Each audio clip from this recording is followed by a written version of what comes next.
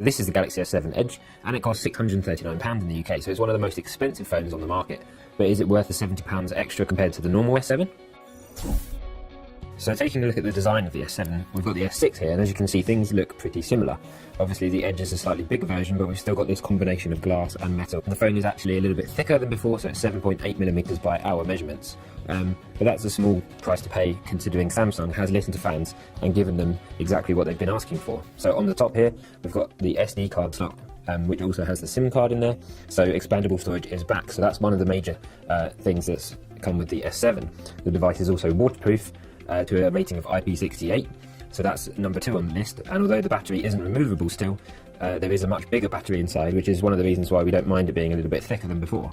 So battery life is better, and we'll get onto that later. Although you can hardly blame Samsung for keeping the design basically the same, since the S6 was so good looking, there are a couple of drawbacks. The glass rear panel gets really grubby with fingerprints, and overall the phone is a little bit slippery. Moving on to hardware, and we can see that Samsung has gone for a 5.5-inch screen, so there's only one size of the Edge. So this is now the larger option out of the two, and the firm has also stuck with a Quad HD resolution instead of jumping to 4K like Sony has done. And the screen is absolutely gorgeous as it was before with Samsung's preferred Super AMOLED technology. It's nice and crisp at 534 pixels per inch, and we've really got no complaints. There's a new feature, which is that the screen is always on. So if I lock the phone, you'll see in a second that it comes up with some information.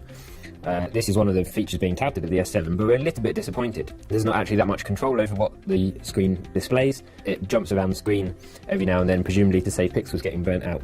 The always-on screen will also give you notifications, but it's pretty limited with only calls and text messages. Although we're expecting the Snapdragon 820 processor in the UK edition of the S7, we've actually got the Exynos 8890, so that's an octa-core processor, and inside there's 4GB of RAM, which is very healthy for a phone in 2016. And the S7 Edge set a number of benchmark records in our test lab.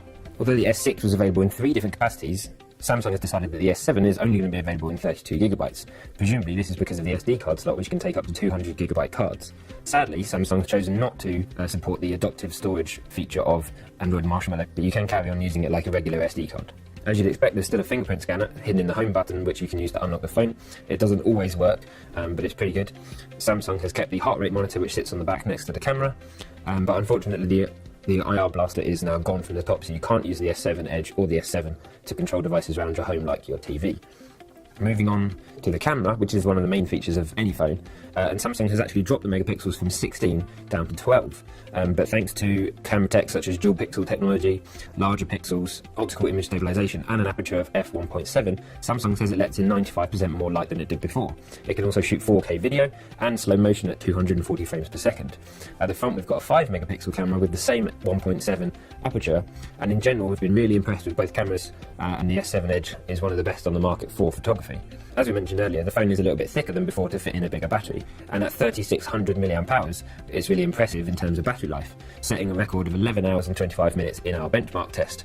It also includes wireless charging, so you can top it up nice and easily. Although Samsung hasn't gone for USB-C, which is the newer reversible port, it's stuck with the old micro USB port. It told us that it just simply doesn't see the value in the new port just yet. Although the Snapdragon 820 model doesn't come with Quick Charge 3, the Exynos model comes with Samsung's own adaptive fast charging, and we found that we could charge the S7 Edge from 0 to 100% in just 98 minutes, which isn't too bad. Moving on to software, and the S7 Edge, as you'd expect, comes with Android Marshmallow 6.0, the latest version of Google's operating system for mobiles. Of course, it still comes with Samsung's own TouchWiz interface, so we've got Samsung's own notification bar with its quick settings at the top. Hit the arrow and you've got access to a whole lot more. Recent apps is the usual Google Cards style carousel. Samsung has moved away from Flipboard and added an update news aggregator, so this is where you get mostly news articles and items that over time it thinks you're interested in. One of the key features of the S7 Edge is the game launcher, which takes advantage of the Vulkan API. This groups all your games together in one place, make sure that you don't get alerts while you're playing, and also provides you with some game tools, so when you do start playing you can do things like change the resolution, the frame rate, or even record your screen while you play. That's pretty handy for all the gamers out there, but what you probably want to know is what the Edge screen does these days in this iteration. So as you can see, we've still got the handle along the side of the Edge. You can put this on either side of the phone depending on whether you're right or left-handed, swipe in from that handle, and then you've got your Edge panels. One of the main new ones is this one called Task Edge, which is where you can set up shortcuts to do different tasks on the phone, such as take a selfie. You can add more depending on what you're interested in doing with a selection of apps, but you can't actually create your own from scratch, which is a bit of a shame. You can do a swipe up and down to get your notifications. At night time you can automatically set it to be used as a clock. Should you leave your phone like that, the edge screen will now light up on both sides with the colour-coded system. So if you're getting a call or a text from one of the people in your People Edge, the edge will then light up that colour. Although it's not perfect, the Samsung Galaxy S7 Edge feels like a much more refined and honed smartphone than before. It's got some of the best design and hardware features on the market, and we feel it's worth the £70 extra compared to the regular S7. We award 4.5 stars, and our recommended award.